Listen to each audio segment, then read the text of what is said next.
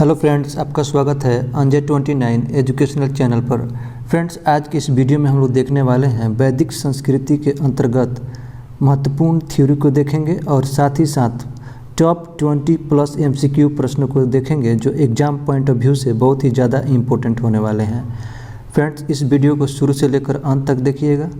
तो चलिए friends, start करते हैं आज का सेशन। फ्रेंड्स, सबसे पहले तो एग्जाम में प्रश्न यही बन जाते हैं कि वैदिक संस्कृति का सर्वमान्य तिथि क्या है। तो आप याद रखेंगे 1500 ईस्वी पूर्व से लेकर 600 ईस्वी पूर्व ईस्वी तक वैदिक संस्कृति का सर्वमान्य तिथि माना जाता है। भारत में सबसे पहले ईरान के लोगों ने प्रवेश किया जो आर्यंस कहलाए। फ्रेंड्स, एग्जाम में प्रश्न पूछे जाएंगे कि भारत में सबसे पहले कौन प्रवेश किए थे, तो आप बताएंगे ईरान के लोगों। ईरान के लोगों को क्या कहा जाता था, तो आर्यंस कहा जाता था। इन आर्यंस ने भारत में द्रविड़ भारत के मूल निवासी को परास्त किया और अपना शासन शुरू किया और उनके शासन में जो सभ्यता बनी वह वैदिक सभ्यता कहलाई।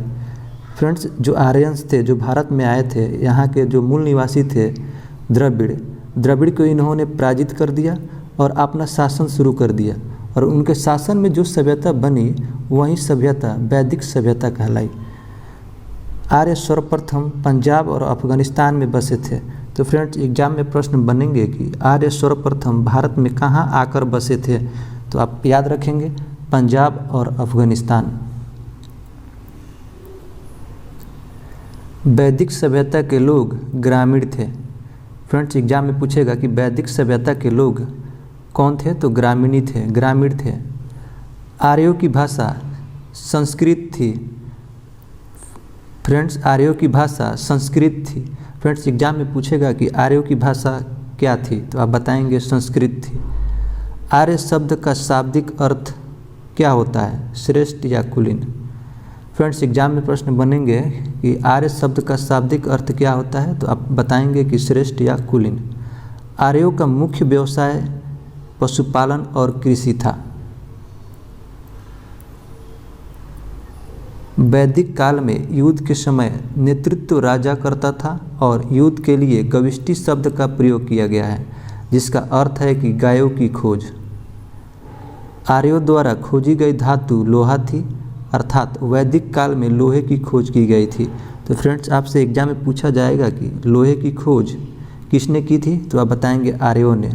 और लोहे की खोज किस काल में की गया था, किस काल में किया गया था, तो आप बताएंगे वैदिक काल में।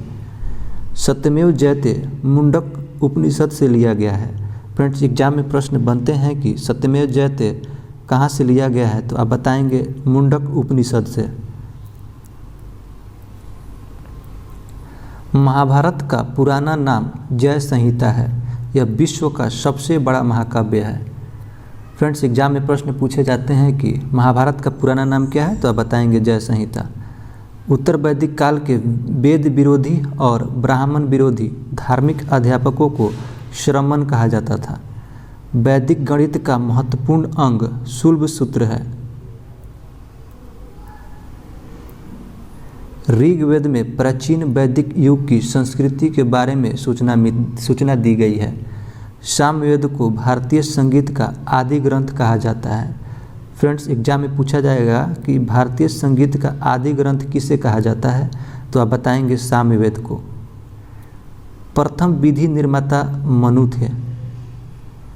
ऋग्वेद के 10वें मंडल के पुरुष सूक्त में चतुर्वर्णों का उल्लेख मिलता है। इंद्र के लिए ऋग्वेद में पुरंदर शब्द का प्रयोग किया गया है। फ्रेंड्स, एग्जाम में पूछा जाएगा कि पुरंदर शब्द किसके लिए प्रयोग किया गया है, तो आप बताएंगे इंद्र के लिए। ऋग्वेद का 9वां मंडल पूर्णतः सोम को समर्पित है। दशराज युद्ध का उल्लेख ऋग्वेद के 7वें मंडल में मिलता है। यह युद्ध परुषिनी यानी रावी नदी के तट पर सुदास एवं 10 जनों के बीच लड़ा गया था जिसमें सुदास विजयी हुआ था। फ्रेंड्स, सबसे पहले तो आपसे प्रश्न पूछा जाएगा कि दशराज युद्ध कहाँ हुआ था, तो आप बताएंगे परुषिनी नदी के तट पर और इसका उल्लेख ऋग्वेद के कौवे मंडल में मिलता है, तो आप बताएंगे 7वें मंडल में। और यह दशराज युद्ध किनके बीच लड़ा गया था? तो आप बताएंगे सुदास एवं 10 जनों के बीच। और विजयी कौन हुआ था? सुदास। आप इतनी तथ्यों को याद रखेंगे क्योंकि एग्जाम में कहीं से भी प्रश्न पूछे जा सकते हैं। फ्रेंड्स, उम्मीद है अगर आप थ्योरी सेशन को अच्छे तरीके से देखे होंगे तो आसानी पूर्वक महत्वपूर्ण जो अब MCQ आने वाले हैं, इन MCQ प्रश्नों को आसानी से जवाब दे पाएंगे। आर्य शब्द का शाब्दिक अर्थ क्या है? आर्य शब्द का शाब्दिक अर्थ क्या है? ऑप्शन ए श्रेष्ठ या कुलीन, ऑप्शन बी विद्वान, ऑप्शन सी पुरोहित, ऑप्शन डी श्रमिक। इस प्रश्न का राइट जवाब होगा ऑप्शन ए श्रेष्ठ या कुलीन। निम्नलिखित में से किस फसल का ज्ञान वैदिक काल के लोगों को नहीं था? निम्नलिखित में से किस फसल का ज्ञान वैदिक काल के लोगों को नहीं था? इसका राइट जवाब होगा ऑप्शन ए तंबाकू। प्रारंभिक आर्यों के बारे में निम्न कथनों में से कौन सा सही नहीं है? प्रारंभिक आर्यों के बारे में निम्न कथनों में से कौन सा सही नहीं है? वे कई झुंडों में भारत पहुंचे थे, यह सही है। वे संस्कृत बोलने वाले थे, यह भी सही है। वह घुड़सवारी किया करते थे, यह भी सही है। फ्रेंड्स, यह गलत है। वे मुख्यतः नगरों में निवास करते थे, यह गलत है क्योंकि जो आर्यंस थे वो ग्रामीण में निवास करते थे। किस देवता के लिए ऋग्वेद में पुरंदर शब्द का प्रयोग हुआ है? किस देवता के लिए ऋग्वेद में पुरंदर शब्द का प्रयोग हुआ है? इस प्रश्न का राइट जवाब होगा ऑप्शन डी इंद्र। उत्तर वैदिक काल के वेद विरोधी और ब्राह्मण विरोधी धार्मिक अध्यापकों को किस नाम से जाना जाता था? इस प्रश्न का सही जवाब होगा ऑप्शन ए श्रमण को श्रमण नाम से जाना जाता था। वैदिक गणित का महत्वपूर्ण अंग क्या है? वैदिक गणित का महत्वपूर्ण अंग शुल्ब सूत्र को माना जाता है। किस वेद में प्राचीन वैदिक युग की संस्कृति के बारे में सूचना दी गई है? किस वेद में प्राचीन वैदिक युग की संस्कृति के बारे में सूचना दी गई है? इस प्रश्न का सही जवाब होगा ऑप्शन ए ऋग्वेद में। भारत के राज्य चिन्ह में प्रयुक्त होने वाले शब्द सत्यमेव जयते किस उपनिषद से लिए गए हैं? भारत के राज्य चिन्ह में जो प्रयुक्त होते हैं, जो होने वाले शब्द हैं फ्रेंड्स, सत्यमेव जयते, यह किस उपनिषद से लिए गए हैं? ऑप्शन डी मुंडक उपनिषद से। ऋग्वैदिक आर्यों का मुख्य व्यवसाय क्या था? जो आर्य थे उनका मुख्य व्यवसाय क्या था? पशुपालन। भारतीय संगीत का आदि ग्रंथ किसे कहा जाता है? इस प्रश्न का सही जवाब होगा ऑप्शन ए सामवेद को। प्रथम विधि निर्माता कौन थे? Option A Manu. फ्रेंड्स, ये सारे प्रश्नों को आपको थ्योरी सेशन में कराया गया है, तो आपको इन प्रश्नों का जवाब देने में कोई दिक्कत नहीं हो रहा होगा। कृष्ण भक्ति का प्रथम एवं प्रधान ग्रंथ कौन है? कृष्ण भक्ति का प्रथम एवं प्रधान ग्रंथ श्रीमद् भागवत गीता को माना जाता है। ऋग्वेद के किस मंडल में शूद्र का उल्लेख पहली बार मिलता है? ऋग्वेद के किस मंडल में शूद्र का उल्लेख पहली बार मिलता है? इस प्रश्न का सही जवाब होगा ऑप्शन ए 10वें मंडल में। पुराणों की संख्या कितनी थी? पुराणों की संख्या कितनी है? इस प्रश्न का सही जवाब होगा ऑप्शन ए 18। ऋग्वेद में कुल कितने सूक्त हुए हैं? ऋग्वेद में कुल कितने सूक्त हुए हैं? इस प्रश्न का सही जवाब होगा ऑप्शन ए 1028। गायत्री मंत्र की रचना किसने की थी? गायत्री मंत्र की रचना विश्वामित्र ने की थी। मनुस्मृति मुख्यतः संबंधित है। मनुस्मृति किससे संबंधित है?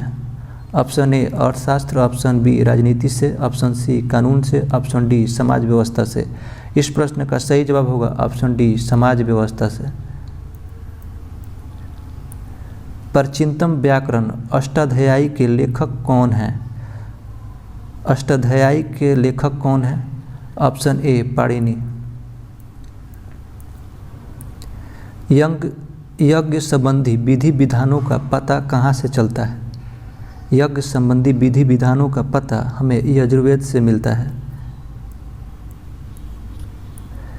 चरक संहिता नामक पुस्तक किस विषय से संबंधित है? चरक संहिता नामक पुस्तक किस विषय से संबंधित है? इस प्रश्न का सही जवाब होगा ऑप्शन ए, चिकित्सा से। प्रसिद्ध 10 राजाओं का युद्ध दशराज युद्ध किस नदी के तट पर लड़ा गया था? प्रसिद्ध 10 राजाओं का युद्ध दशराज युद्ध किस नदी के तट पर लड़ा गया था? ऑप्शन ए, परुशनी नदी के तट पर। ऋग्वेद का कौन सा मंडल पूर्णतः सोम को समर्पित है? ऋग्वेद का कौन सा मंडल पूर्णतः सोम को समर्पित है? इस प्रश्न का सही जवाब होगा ऑप्शन ए, 9वां मंडल। आर्य भारत में बाहर से आए और सर्वप्रथम कहाँ बसे थे? आर्य जो थे फ्रेंड्स, भारत में बाहर से आए थे और वो सर्वप्रथम कहाँ बसे थे?